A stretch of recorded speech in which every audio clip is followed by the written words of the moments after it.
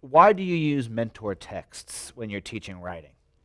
I like to give my students the opportunity to analyze texts as writers. They're very used to reading as a reader, but this gives them an opportunity to think like a writer and to notice what great, successful authors do that they can also do in their writing.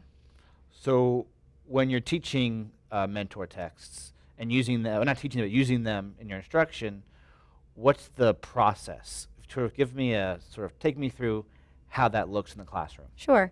I think it's important to isolate a specific skill that they're going to be looking for in the text. So in this particular lesson, I'm sorry. Why is that important to isolate a specific skill? so that they're honing into that and paying attention to that. We're reading with a different purpose. As opposed to reading it for pleasure or comparing and contrasting to another text, we're trying to notice just a quick snippet of what this author does successfully so that we can do it successfully as well. Probably easier for them to focus if they're only looking at one thing as Exactly. opposed to trying to look at a whole bunch of different things also. Exactly. And so to that end, with this lesson in particular, we were looking just at the beginnings. So I chose a variety of texts. I used Charlotte's Web.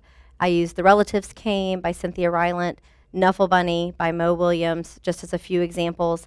And I only read the beginning since that's what we were isolating. There was no need to go on into the middles yet, which my children found very frustrating sometimes because they wanted to hear what would happen. Right. And we decided that that made a successful beginning if you Right. wanted to continue reading. So how did the writer get you to feel that way? Exactly. To want to keep reading? What Exactly. did they do? Right. So I would open the book, remind them what we were looking for, read just that first page, and then close it and say, okay, what was that strategy? What do you think? Can you put a name to that strategy?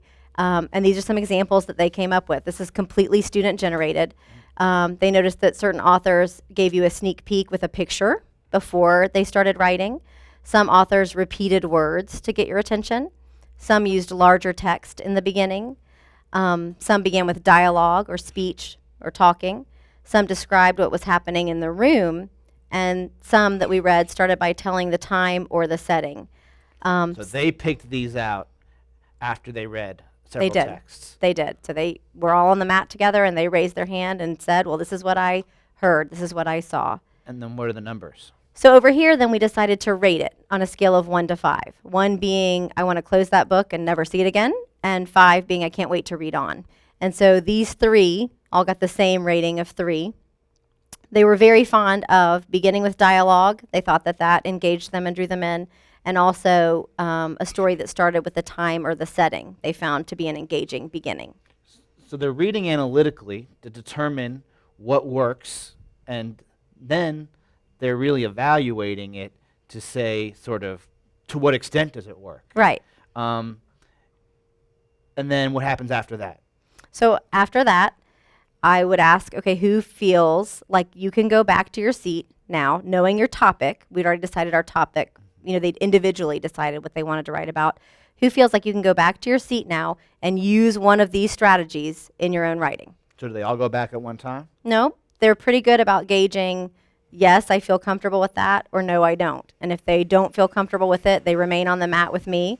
And then I have an opportunity to go a little deeper, perhaps read some other texts with them, or even give them a suggestion. You know, for the very beginning writer who's really uncomfortable with this, I could say, you could begin this way, or you could begin this way, which is your choice. They still feel empowered by choice, Right. but I've supported them and given them the you options. get some instant assessment on how comfortable do you feel, Right. and those who are ready, go, and those who aren't, get some reteaching. That's right.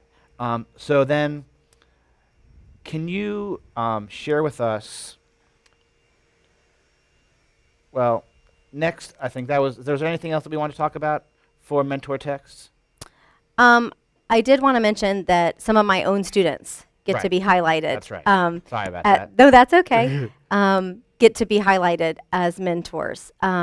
Whenever a student does something successfully, Yeah. I give them an opportunity to sit in the author's chair, and I might say, okay, Sally, read your paragraph, and students, I want you to listen to how descriptive this is. Okay. Close your eyes. Can't you picture yourself there? Because they use such great describing words. So that gives them a goal maybe to become the author Right. who gets to become the mentor text. Right. And that's also a way for you to reward Right. positive work and give them something to sort Right. of aspire to. Right. And also gets them to feel like an author. Right. And everybody gets celebrated in Right. the author's chair because everybody's achieved some sort of a goal. But to become the mentor text Right. is sort of a special Right. for certain students. Right. Thank you very much. You're welcome. So in our next section, we're going to look at how you conference with students and get them to determine what type of mini lessons you need to deliver.